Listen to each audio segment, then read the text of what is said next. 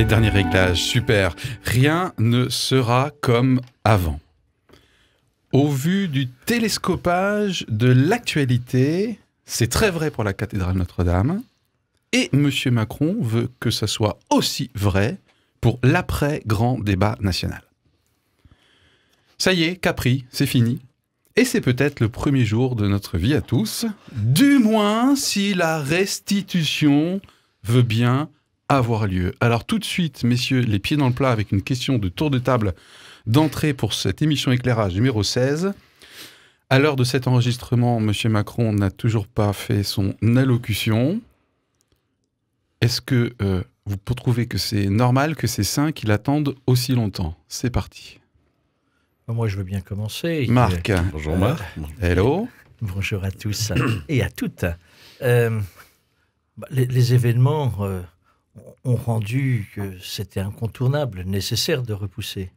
Je pense que le traumatisme créé par la tragédie de l'incendie de la cathédrale de Notre-Dame de Paris faisait qu'on ne voyait pas comment le soir même, le président de la République pouvait intervenir. Soit. Derrière, je crois qu'il y a une volonté, je suis un petit peu long, mais derrière, je crois qu'il y a une volonté d'essayer d'appeler à la cohésion nationale, et finalement, il se sert aussi de cet événement tragique pour peut-être renforcer la préparation du discours et de l'annonce de l'après-débat. Waouh, je n'en peux plus d'attendre.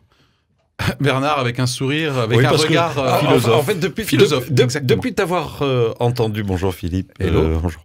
Depuis t'avoir entendu parler de Capri, c'est fini, je l'ai dans la tête. Désolé. Mais ça serait bien que ce silence s'arrête. Ah, quand même, hein. Ouais. Donc voilà, c'est elle mérite d'être claire. David? Oui. T'as un peu l'impression que c'est un caprice, donc ce serait caprice, c'est fini alors, mais ça, peut-être ce serait... Punchline dès le début, d'habitude on attend un peu plus. Ouais, non, tout de suite d'entrée de jeu. Ouais. David? Non, moi je pense que c'est pas trop tôt. Je pense qu'il y a eu ce grand débat qui s'est mené et que ce discours qui doit dire un peu les annonces et les décisions qui ont été prises à la lumière de ce débat devait attendre la fin de ce débat.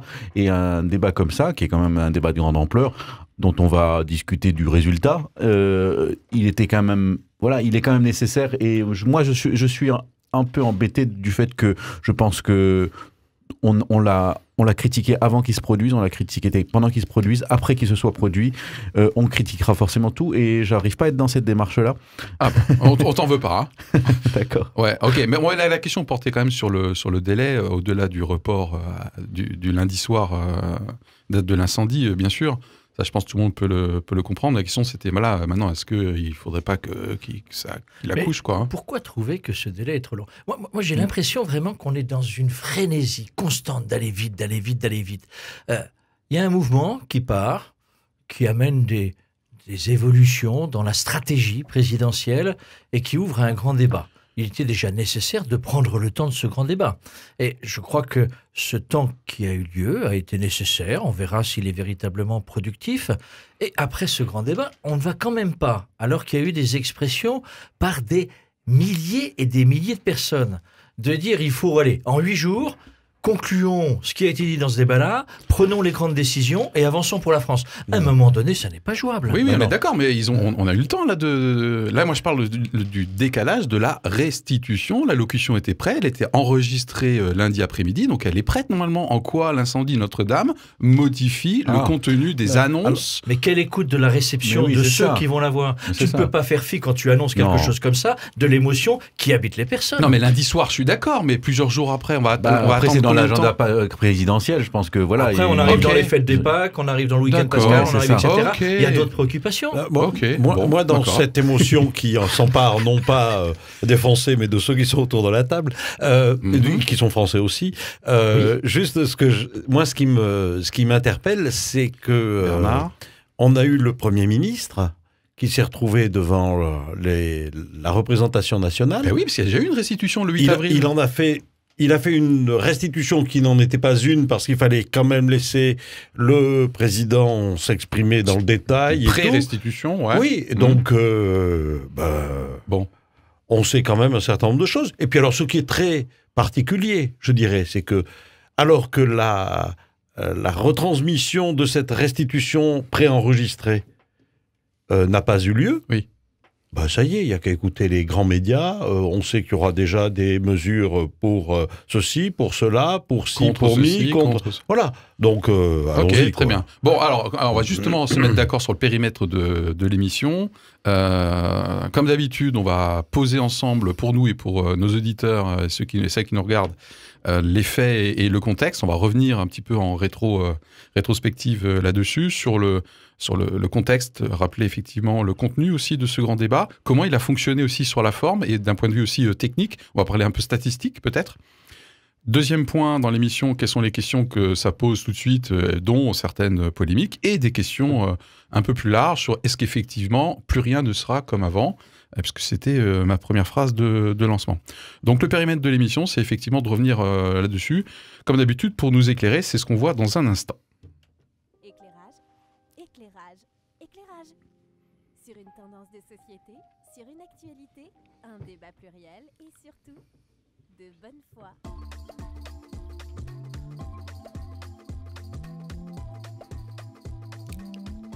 Éclairage.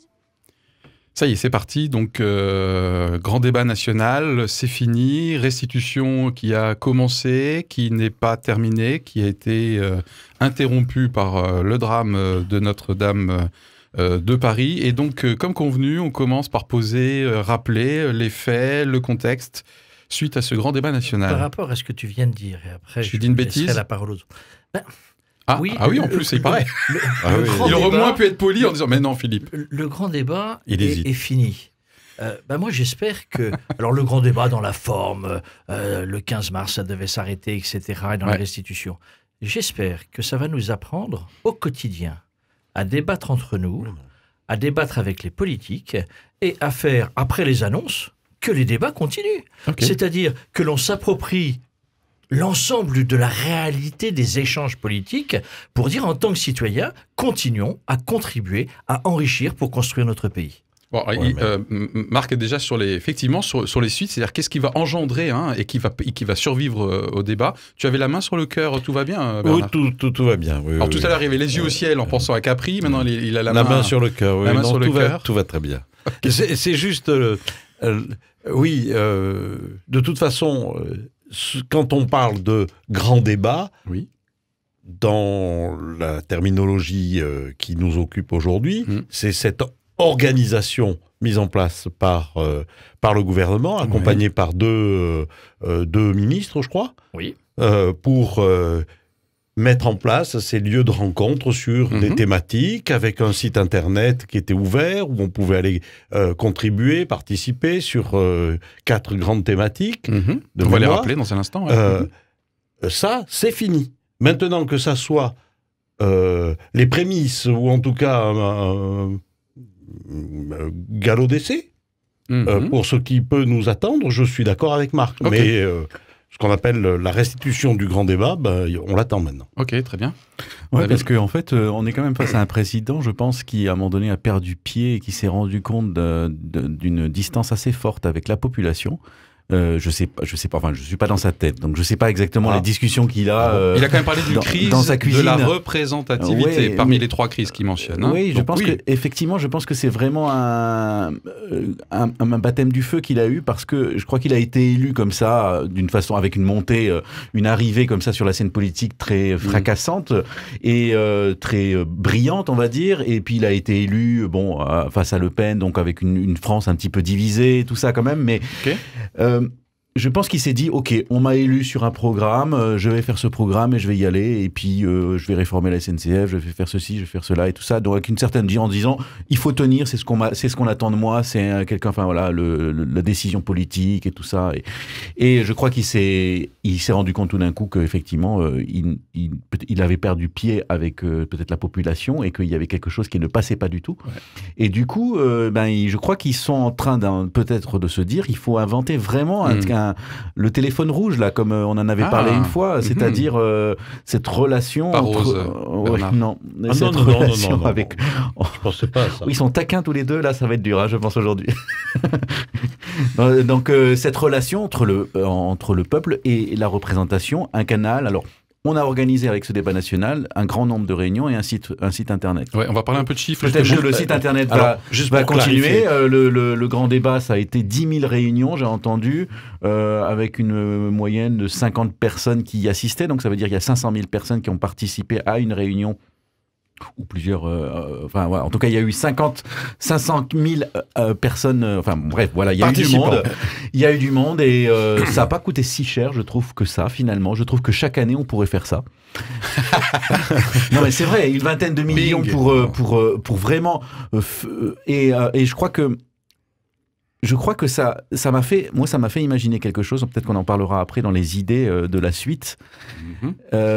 Je me dis qu'il faudrait faire une sorte de chaîne YouTube ou une émission régulière quelque part où on fait un état des projets de loi, de ce qui a été fait, de l'évaluation des lois précédentes, de savoir comment est-ce qu'on arrive à voir l'efficacité des lois précédentes. Je sais qu'il y a eu une des discussions sur l'ISF et une des annonces possibles, c'est que, non pas que l'ISF va être rétabli, mais réévalué. Ce qui a toujours été dit, la dernière fois qu'on en a parlé, c'était ça. Mais peut-être que là, l'urgence de bien l'évaluer va réapparaître. Par rapport à ta question, Philippe... Je suis pas sûr que vous êtes en train d'y répondre là, mais c'est pas... Je vais essayer. Ce qui a été aussi intéressant dans la démarche du grand débat, Marc. Et je verrai, parce que pour moi, ce qui m'intéresse, c'est la prospective. On a compris. Oui, parce que sinon, ce qui me paraît, c'est que dans ce grand débat, il y a eu différentes portes d'entrée pour débattre. Je m'explique. Il y a eu effectivement ce que vient d'expliquer David très bien, les débats, avant tout locaux, de proximité. Et si je dis la prospective, c'est que j'en ai assisté à plusieurs. Donc c'est pour ça que les 500 000, je suis toujours prudent, parce que c'est pas obligatoirement des personnes. À combien? Mais à combien? À 3. Donc ça fait moins 500 000 moins 3. Le bon exemple et la bonne moyenne. Mais ce qui me paraît intéressant, c'est que là, moi, j'ai senti véritablement des personnes. Alors c'est une minorité de Français, mais comme les Gilets jaunes sont une minorité de Français, des personnes qui avaient envie de se dire: poursuivons ce que nous venons de vivre ensemble. On a eu une vraie dignité dans la capacité de s'écouter, d'échanger, d'apporter nos idées et d'écouter les idées des autres. Mais moi, j'espère véritablement que cette démarche locale, au sein d'une commune ou de plusieurs communes, elle puisse se poursuivre, parce que la réalité du débat est là.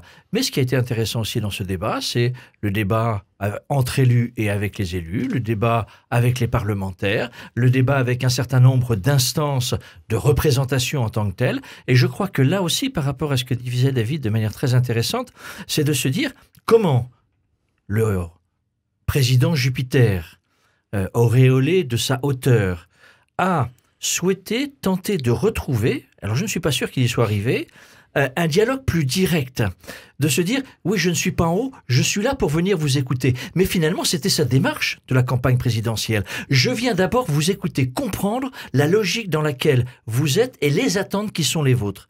Eh bien, il a repris cela.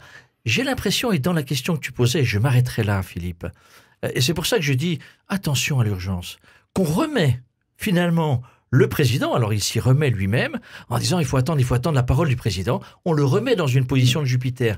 Moi, je crois que ça, c'est excessivement dangereux, et j'espère qu'il va être attentif à cela. Il n'y a pas eu que les réunions dont parlait David, ni les rencontres avec les élus. Oui. Il y avait le site internet, cette plateforme internet. C'est ce que je voulais proposer. Il y avait ces cahiers de doléances. Tout à fait. De 22 pages. Oui, 20 000 cahiers de 22 pages. Voilà. Donc il y a déjà des chiffres qui ont été donnés. 30 000 courriers. Voilà. On avait, quand tu as parlé de plusieurs portes d'accès à ce débat, je voyais aussi celle-ci. Tu as raison. Et alors, moi, ce qui m'a interpellé un petit peu, si je peux me permettre, c'est, je suis pas dans la prospective, je suis dans l'analyse là. C'est le fait de voir que la population qui participait à ces débats, ce qu'on a pu en voir en tout cas, parce que j'ai pas participé à autant de débats que Marc, mais la population qui était là était quand même une population relativement âgée. Les jeunes de moins de 30 ans, il n'y en avait pas beaucoup.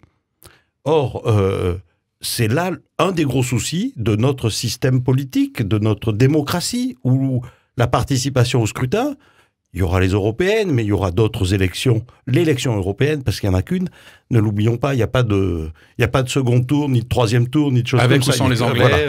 Voilà. L'élection européenne, et puis après il y en aura d'autres, mais les jeunes, qui sont quand même ceux qui vont porter les choses plus tard, ben, ils n'y sont pas. Bernard, ce qui est intéressant, c'est que dans ce débat, effectivement, ils ont été peu présents.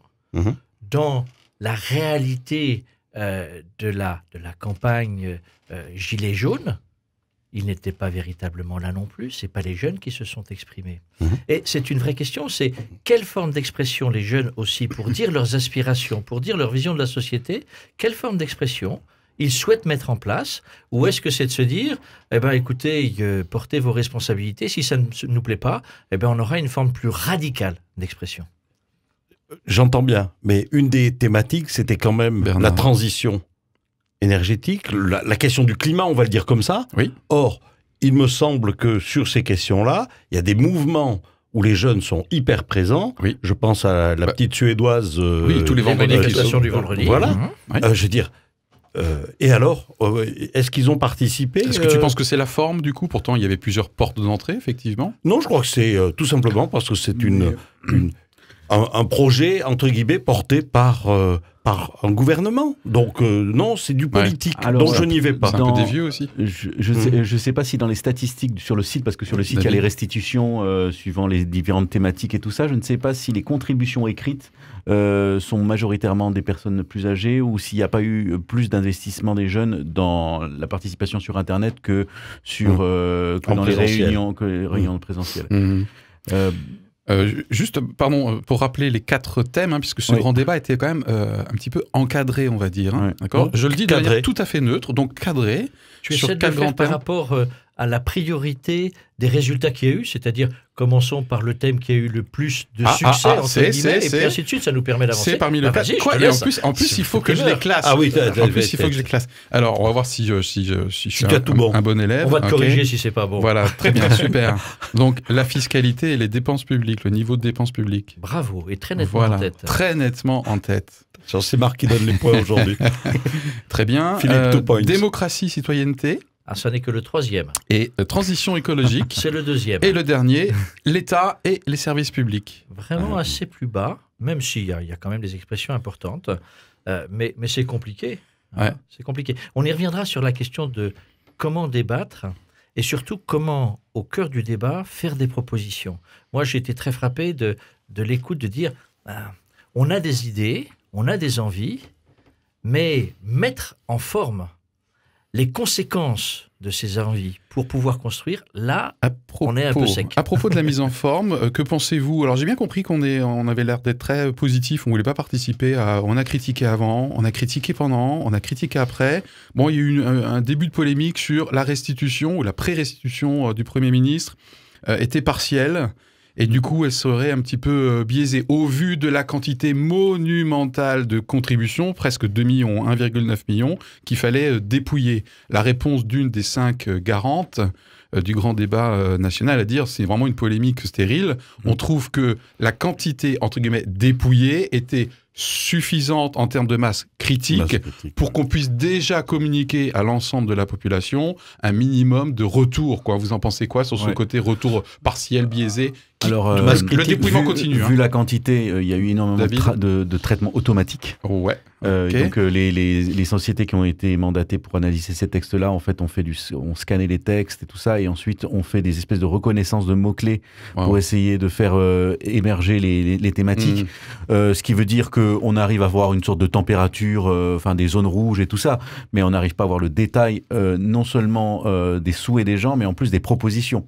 Parce que là, dès qu'on a une idée originale, elle va être complètement noyée dans une masse de choses redites. Et ça, c'est pas une société mandatée qui va pouvoir faire ça. C'est un vrai service de l'État qu'il faudrait inventer avec un ministère des bonnes idées ou je sais pas quoi, quelque chose qui organise ce téléphone rouge pour que vraiment quand on envoie une idée, on a l'impression, on est le sentiment que quelqu'un va la lire vraiment et va rassembler ça. Il ne va pas se perdre dans un tonneau. Voilà, donc là, je veux dire, il fallait sentir, c'était quand même le besoin, c'est qu'il fallait vraiment sentir la température, savoir où les gens, la majorité des gens, et pas la majorité des gilets jaunes, la majorité des Français voulaient qu'on mette l'effort et résoudre les problèmes. Je pense que ça a permis de faire ressortir les choses, mais qu'on en ait géré la moitié ou la totalité, statistiquement, de toute façon, on est sur un niveau de représentativité qui est suffisant. Donc, de toute façon, c'est comme si on fait un sondage à 1000 personnes ou à 2000 personnes, ça va rien changer. Si l'échantillon est représentatif. Et là, vu la quantité de propositions, on peut considérer qu'il est assez représentatif. Alors, certains contestent justement que ça n'est pas suffisamment représentatif. C'est-à-dire que c'est finalement un peu ce que disait Bernard, c'est un certain type de population plutôt âgée, etc., qui se sont exprimés, et donc c'est pas la représentation de la France. Moi, ça m'interroge toujours beaucoup quand on se lance dans cela, parce que y a eu une expression qui quand même est relativement massive par rapport à des processus inhabituels dans notre pays. Je trouve que c'est intéressant. La représentation, je crois que ce que dit David est très juste. Alors, ça serait intéressant, un ministère des bonnes idées. Mais c'est comment on est à l'écoute. On peut faire tous les débats que l'on veut. La question, c'est comment un politique, dans sa responsabilité, écoute son peuple, écoute les citoyens pour pouvoir en tirer les conséquences à partir de l'écoute, mais à partir aussi de l'exigence de sa responsabilité. Parce qu'on peut dire les plus belles choses, mais parfois elles sont totalement incohérentes dans la réalité d'une gouvernance, dans la réalité du monde, etc. On va bientôt aborder aussi la restitution. Juste pour terminer sur l'éventuelle polémique, j'ai écouté l'éditorialiste du journal L'Humanité qui dit que ce grand débat, c'est une manipulation politique qui veut faire passer les gilets jaunes pour des antidémocrates parce qu'eux, ils prennent la parole, c'est vrai, mais de manière violente. Nous, vous voyez, on est les bons démocrates parce qu'on organise un débat et on fait parler tout le monde. C'était assez virulent, hein. Et que c'est un peu orienté. Ok, Bernard, il est très expressif. Mais... D'ailleurs, excuse-moi, j'allais te couper. J'ai envie de dire, j'entends là quelque chose qui résonne avec, on va pas en parler maintenant, mais la problématique des dons pour la reconstruction de Notre-Dame, de Paris. Le parallèle. Oui, c'est inadmissible, toutes ces grandes fortunes qui donnent de l'argent. Ça veut dire qu'il y a de l'argent. Stop, quoi. Stop. Démocratie, pas démocratie. Ouais. C'est vrai que moi, ça m'est arrivé d'être bloqué par à un rond-point de gilets jaunes. C'était une petite minorité qui, au niveau de la marche démocratique, m'empêchait d'avancer. Oh, alors ça c'est super. Et du coup j'ai une inspiration là, ça peut me venir. Je me suis demandé quand même. Mais bien sûr que ça peut te venir. Oui, merci beaucoup les gars. Vas-y, dis-lui. David. Il est quand même bien. Il faut d'abord écouter ton inspiration avant de te dire que c'était une inspiration. Homme de peu de foi qui a toujours besoin d'avoir des signes. C'est quand même incroyable ça. Hein. On est en pleine actualité. On est en pleine actualité, ouais, tout à fait. J'étais en train de me dire, parce que j'ai écouté Pascal, hein, bien sûr. Bien sûr. Des gilets jaunes. De toute façon, quelles que soient les initiatives démocratiques, notamment l'éditorialiste de l'Humanité, à partir du moment où je me situe dans une envie de renverser la table, ça s'appelle une révolution, douce ou hard, de toute façon, ça ne me parle pas ce qui se passe. L'éditorialiste de l'Humanité, clairement, et je peux entendre ce qu'il veut dire, hein, il veut renverser la table. Quand j'entends les gilets jaunes qui ont été interviewés qui disent « mais nous, ça ne nous va pas tout ça parce qu'on veut la dissolution de l'Assemblée nationale et la démission du président », ils sont sur un autre niveau de revendication. Donc ils sont sur le côté « nous, on veut renverser la table, on ne veut pas juste réaménager les couverts. » Que représentent ces ceux ? Oui, peut-être. Non, mais c'est quand même toute la difficulté parce qu'à l'intérieur... Et pareil pour les dons. À l'intérieur des gilets jaunes, ça a été une des polémiques à l'intérieur du mouvement. Je t'ai inspiré. Il y en a qui ont dit « oui, il est légitime que nous puissions participer à ce débat très organisé, donc peut-être un peu biaisé en tant que tel comme forme démocratique ». Donc il y en a qui ont dit, et c'est à peu près la moitié, oui, on va participer. D'autres qui ont eu une position, comme tu viens de le dire, beaucoup plus radicale. Globalement, disons, même s'il peut y avoir, au moins dans un premier temps, un acquiescement de la population, ça reste quand même une réalité très minoritaire. Et dans cette réalité, il y en a qui ont joué le jeu du grand débat parce qu'ils estimaient qu'à travers le mouvement, il était nécessaire de pouvoir s'exprimer aussi sur cette forme organisée. Bon, alors, même si tout n'est pas officiel, qu'est-ce qui sort a priori en tant que restitution? David, tu avais quelque chose sur le bout des lèvres. Oui, je voulais dire, par rapport, enfin, bon, maintenant ça devient un petit peu froid. Ça refroidit vite chez toi.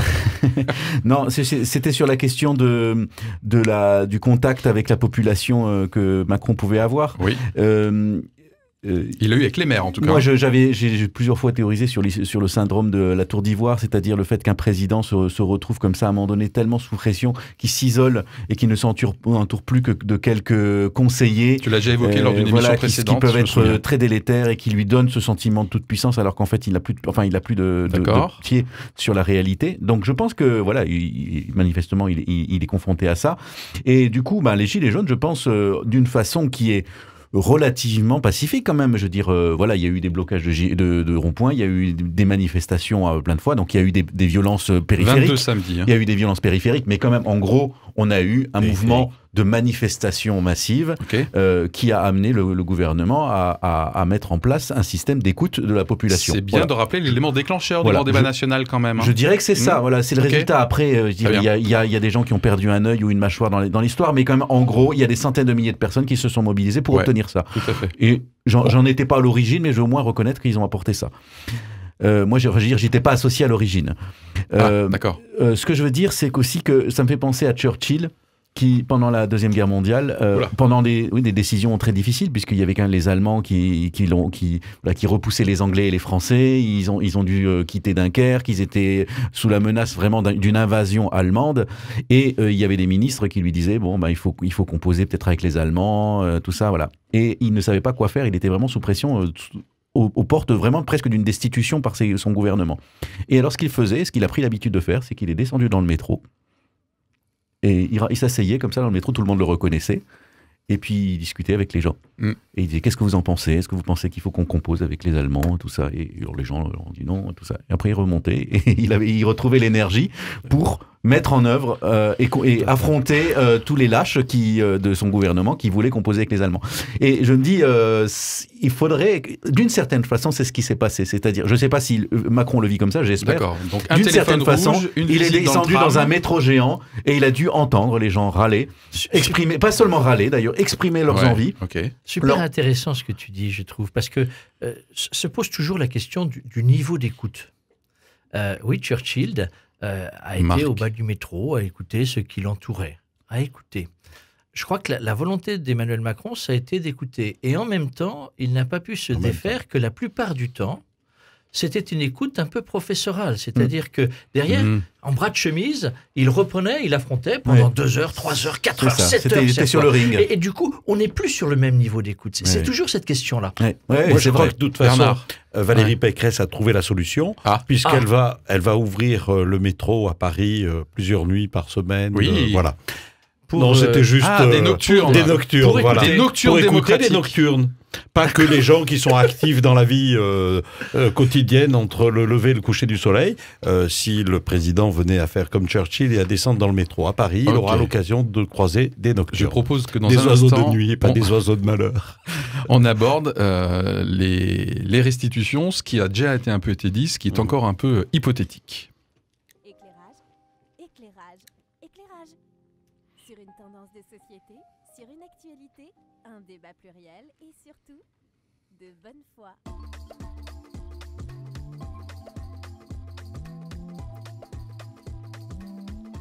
Éclairage.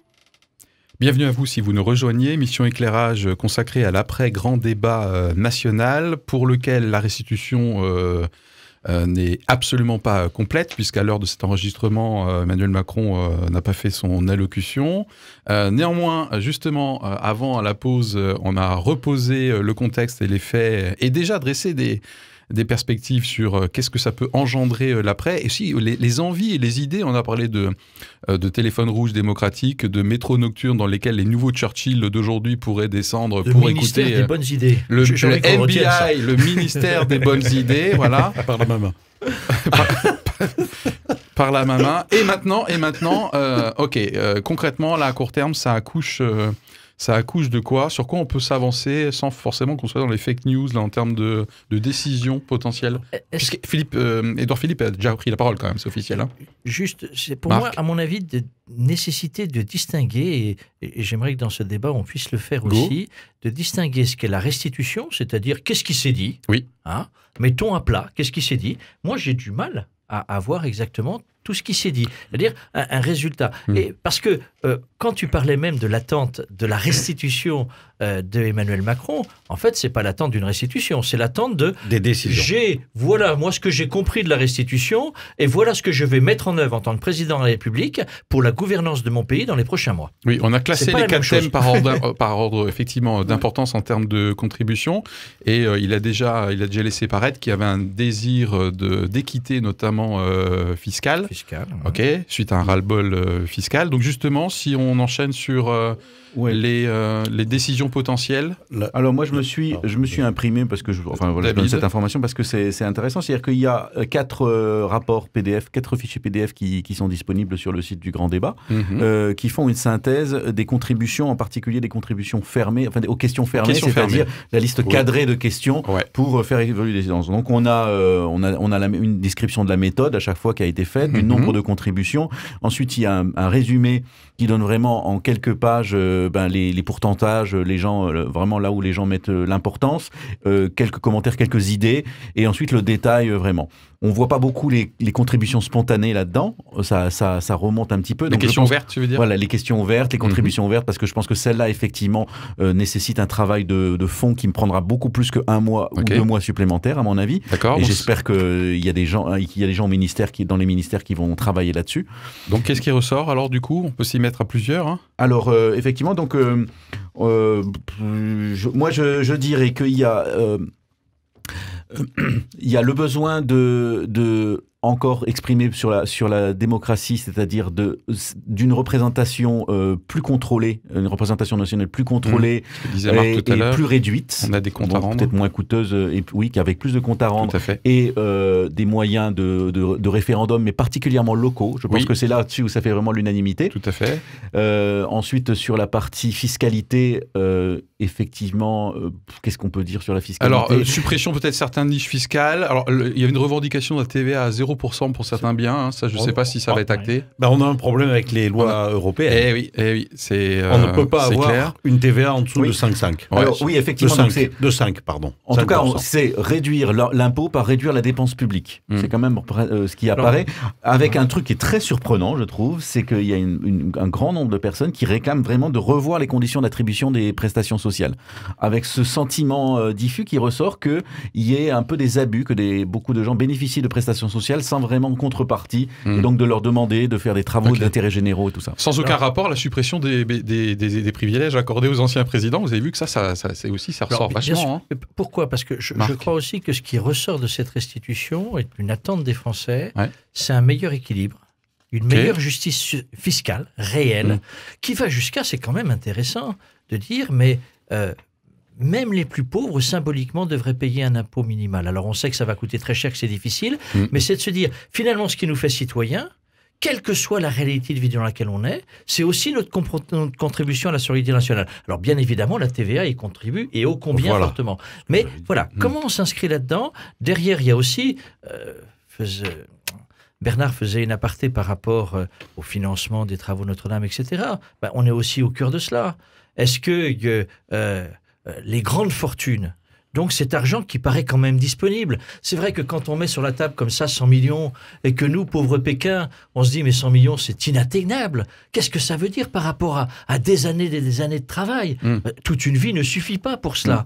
Et que l'on se dit derrière, on pourrait proposer qu'il y ait 90% de cette somme versée qui soit finalement non imposable. Ça veut dire que finalement l'État va payer.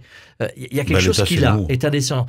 Donc ce qui me semble là, et à mon avis très compliqué, c'est comment trouver une meilleure justice fiscale pour que ça soit que finalement tout le monde à la hauteur de ce qu'il représente et de ce qu'il a peut participer à l'élan national et donc à la solidarité. Alors du coup, avec peut-être l'introduction de 2 tranches supplémentaires, marginales d'imposition, impôt sur le revenu, mais ça c'est confirmé, 5 et 10%, avant celle du 14%. On parlait de fiscalité, on a parlé des avantages des ex-présidents. Moi, ça, c'est quelque chose qui m'a toujours... je suis désolé, ça fait très beauf, café du commerce, mais je suis révolté depuis des années par le fait que, sous peut-être d'anciens présidents, on a une bagnole, un chauffeur, un garde du corps, un secrétaire, un logement, un machin. C'est un peu tout much, des indemnités, non? Ouais, franchement. Et les sénateurs, surtout. Les sénateurs qui ont des privilèges à vie. Non, mais ça, c'est moyenâgeux, là. Il va falloir modifier la langue française. Ah bon? Bah oui. Quoi? Un train de sénateur, tout le monde sait ce que c'est. Ouais, c'est vrai. Ouais, d'accord, mais on n'est pas obligé d'avoir le wagon première classe tout le temps, quoi. Alors, dans les autres pistes, qui rentrent un peu dans cette question de justice sociale, il y a la possibilité de réindexer les retraites. Oui. En dessous d'un seuil des 2000 euros mensuels, apparemment. Ouais. Ça fait partie des choses qui pourraient... C'est-à-dire qu'on revient en arrière, puisque... Là-dessus, en tout cas. Oui, tout à fait. Ça, c'est à voir. L'ENA... Ce qui n'est quand même, n'est quand même pas illogique en soi. C'est-à-dire que pour ceux qui ont, entre guillemets, des petites retraites, mais ça pourrait aller plus largement, de se retrouver avec une retraite qui d'année en année baisse parce qu'elle n'augmente pas alors que le taux d'inflation est là, même s'il est relativement minime aujourd'hui, ça me paraît logique de restituer cela. Je pense que quand on a pris la décision de ne pas le faire, mais c'était une erreur énorme. Déjà, il y a eu en décembre le fait de dire que la hausse de la CSG ne s'appliquerait pas sur ces retraites. Il faut juste aussi regarder les choses en face. Lorsqu'il est question d'éventuellement revaloriser ces retraites, c'est à partir du 1er janvier 2020. C'est pas là, voilà. Donc, il va y avoir un delta temps entre l'annonce et le fait que les gens vont le voir, vont le sentir. Derrière, il me semble aussi, et c'est un des résultats du débat, c'est la perception que l'opinion publique a. C'est vrai qu'aujourd'hui, la perception, c'est de dire finalement les privilégiés de notre société, pour bon nombre, c'est les personnes retraitées. Parce que finalement, elles vivent mieux que nous qui sommes au travail. Mais cela... ça repose sur pas grand-chose, parce que derrière le monde des retraités, c'est aussi bien souvent un monde de très grande précarité. Alors, est-ce que du coup, la suppression de l'ENA, c'est aussi une question de perception? Bing! Alors, si jamais elle est confirmée... c'est quelque chose qui a été... Oui, parce que là, J'ai dit, ok, à voir. En tout cas, ça faisait partie des pistes sur la table. On va voir si effectivement c'est confirmé lors de cet enregistrement. Si jamais ça devait avoir lieu, question de perception, ça y est, les élites sont à terre. Non, parce que M. Macron lui-même est issu de l'ENA, et l'un des majors d'ailleurs, je crois, ou l'un des tout meilleurs, et comme la quasi-totalité des grands... Alors moi, je sais pas... Moi, j'ai fait Sciences Po, l'ENA est à Strasbourg, c'est un super bâtiment. Ça m'a laissé un peu perplexe, parce que je me dis... Je prends l'expérience, j'ai vécu 2 ans en Haïti, un pays ô combien décimé, mais une des réalités de la difficulté qu'elle traverse, c'est justement l'incapacité de former ceux qui peuvent demain gouverner. Et je crois qu'un pays a besoin, alors c'est l'ENA, et peut-être qu'il faut la restructurer, peut-être qu'il faut l'appeler différemment, mais on ne manquera pas le fait que pour acquérir un certain nombre de compétences, mais aussi de postures, il faut se former. Bon, ok. Moi, je pense que ça n'enlèvera pas les élites du pays de supprimer l'ENA, mais bon, si jamais c'est fait. Non, mais de toute façon, l'être humain a toujours des élites. Oui, parce qu'en plus, je pense qu'il faut que ce soit une élite qui entre sans prévenir. Pardon? Non, c'est rien. David. On enchaîne, non, oui, c'est pas seulement une élite au sens intellectuel ou au sens formation. Je pense que c'est aussi une forme, j'espère, normalement, qui est formée à un certain sens de l'État. C'est-à-dire, des administratifs, enfin des hommes qui sont vraiment dans cette truc-là. Et je veux dire que si on fait pas ça, dire les élites qui vont devenir ministres ou dans les trucs, ce sont des gens qui auront un lien avec le privé aussi, avec peut-être des conflits d'intérêts beaucoup plus forts que des personnes qui sont formées à la conduite de l'État, au corps de l'État. Et moi je voudrais pas que nos ministres soient tous des anciens animateurs de la télé ou des choses comme ça. Enfin, je veux dire, il faut... Tu penses à qui? Cyril, non, mais bon, voilà, c'est pas simple de gérer un État comme la France, donc je pense qu'il faut quand même de gérer des Français. Par contre, ce qui est intéressant... C'est très conservateur, du coup. Mais éventuellement, sur cet effet d'annonce, ce qui est intéressant, c'est derrière de repenser comment on forme. Comment on forme pour que, effectivement, ceux qui ont accès à la gouvernance, accès au pouvoir, ne soient pas réservés à une unique caste qui se trouve entre elles, qui pense comme elle estime, et qui finalement, et on revient à cela, n'est pas véritablement à l'écoute du citoyen à l'écoute du pays parce qu'elle considère avoir été formée et donc savoir ce que les autres ne savent pas. Voilà, ça peut-être que c'est une transformation absolument nécessaire, mais on ne manquera pas que pouvoir servir un pays, moi je suis convaincu que ça s'apprend pas uniquement à travers du savoir, mais comme on a l'habitude de le dire, à travers du savoir-être. Je parlais de posture. Comment on habite cela? Et justement, est-ce que l'augmentation potentielle de la proportionnelle aux élections, ça fait partie des pistes issues du grand débat national, si jamais elle est décidée, ça semblerait aller dans le bon sens, d'augmenter le pourcentage de proportionnel? On va encore se retrouver. C'est ce on va encore se retrouver avec un problème de seuil. Oui. À partir de quand, sur quel type d'élection, est-ce que, je veux dire, ou bien on le fait, ou bien on le fait pas. Ça me semble difficile. Quoi, total proportionnel? Ben oui. Waouh. Ça, c'est de la démocratie. On va pas. Waouh. On a déjà connu ça. On a déjà connu ça sous les anciennes républiques. Alors je vais pas ouvrir. Il y a d'autres pays aujourd'hui qui fonctionnent avec ça, avec un premier ministre qui est élu issu d'une coalition parlementaire. Voilà, c'est pas forcément plus stable et plus efficace. Je crois que ce que dit David est ça l'essentiel. La proportionnelle, ça permet de mieux représenter la réalité des votes des Français. Donc je crois que c'est une bonne chose sur ce plan-là. Bon. Après, et c'est là où le dosage dont parlait Bernard est compliqué et subtil, c'est ce que dit David, c'est-à-dire que proportionnel, ça veut dire trouver des alliances, des alliances de partis qui ne pensent pas obligatoirement les mêmes choses. Et dans la gouvernance, et alors dans l'expérience française, ô combien ça a été douloureux à certains moments de l'existence de notre vie politique, en particulier la 3e et 4e République. Je pensais à ça. Mais plein d'autres pays le vivent. C'est que les alliances, et l'Angleterre en est caractéristique aujourd'hui. Hein, c'est que nous ne pouvons gouverner qu'avec des alliances, et parfois des alliances de contre-nature. Voilà, ça pose question. On est quasiment déjà au bout, c'est incroyable. J'ai pas vu le temps passer, particulièrement aujourd'hui. Du coup, vous estimez que l'après-grand débat pourrait accoucher d'un nouveau contrat pour la nation, je cite, hein, et que en fait, l'idée, c'est de transformer les colères en solutions. Je cite toujours. En tout cas, c'est l'espoir, parce que j'ai entendu pas mal d'idées, hein, que ça se reproduise, qu'on refasse ça tous les ans, qu'il y ait un téléphone rouge, qu'il y ait un ministère des bonnes idées. Marc était vraiment dans la perspective. Le métro reste ouvert la nuit. Tout à fait. Et qu'on refasse ça. Parce moi, je pense qu'il y a une vraie. Je pense qu'il va y avoir quelque chose, un avant et un après sur vraiment le fonctionnement démocratique en France. Voilà, qui est un pays avec sa propre culture, sa propre histoire et peut-être sa propre capacité d'innovation en la matière. Donc je pense qu'effectivement il y a quelque chose qui va devoir se créer, qui ne va pas pouvoir retomber. Je pense que il y a ce débat, cette façon de contribuer au fonctionnement de l'État, sa simplification qui passe aussi par effectivement pas mal d'accès à des services numériques. Et le site du Grand Débat est pour moi un service public numérique aussi. Et donc après sur la fiscalité, oui, je pense qu'il y a des choses qui vont avancer. En clôture. Ce que je veux dire, c'est que là, on travaille sur les moyens de faire fonctionner la démocratie, mais on ne s'est pas encore mis d'accord sur l'objectif qu'on veut atteindre avec ces moyens-là. Par exemple, parce que ça, c'est fait pour travailler tout ça, pour avoir des ressources. Il y a les 4 grands thèmes. Sur quoi on investit? On n'a pas parlé d'emploi. C'est assez surprenant quand même que sur une consultation, et on ne parle pas d'emploi. Pour poursuivre ce que dit David. Et pour terminer. Et pour terminer, on est à 42 minutes et conclusion. Hein, super. Ah bah oui, parce qu'il faut terminer. Il y a 6 mois où on en était. On n'en était pas du tout dans cette perspective-là. Effectivement, une novation extraordinaire pour la France, le mouvement des Gilets jaunes et la réaction d'un État qui dit « ouvrons un débat » et ouvrons un débat qui doit porter une transformation de notre pays à partir des désirs de citoyens. Je trouve que ça, c'est quand même quelque chose d'étonnant sur un laps de temps très court. Quelle évolution il y aura? Le dernier point que je voulais dire, c'est ce qui m'étonne, et parce qu'on n'en a pas parlé. On n'en a pas parlé du tout pendant nos 40, quasi 5 minutes ensemble.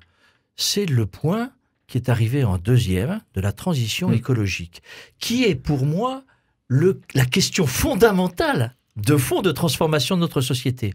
Je me dis, il y a une écoute, il y a des intentions, mais comment on investit cette transformation-là, je crains qu'on soit encore très faible. Ok, Bernard, Malheureusement.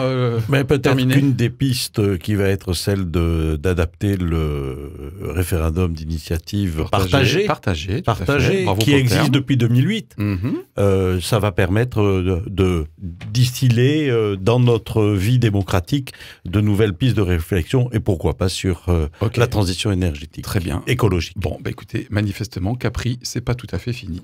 Ah non. Et ça nous va bien. Du coup, on va pouvoir laisser Bernard regarder de nouveau au ciel avec cette chanson dans la tête. C'est ainsi que... Et la main sur le peut-être, Philippe, revenir dans quelques semaines suite aux véritables annonces qui pourront Oui. être faites et à une meilleure connaissance des Oui. restitutions sur ce débat et surtout, qu'est-ce qui s'engage pour notre pays? Et notamment lors d'une émission, donc du coup, rétrospective, vous savez qu'on en fait 2 par an. À très bientôt toute l'équipe. Ouais, À très merci, bientôt au pour la revoir. prochaine Au revoir. émission. Au revoir.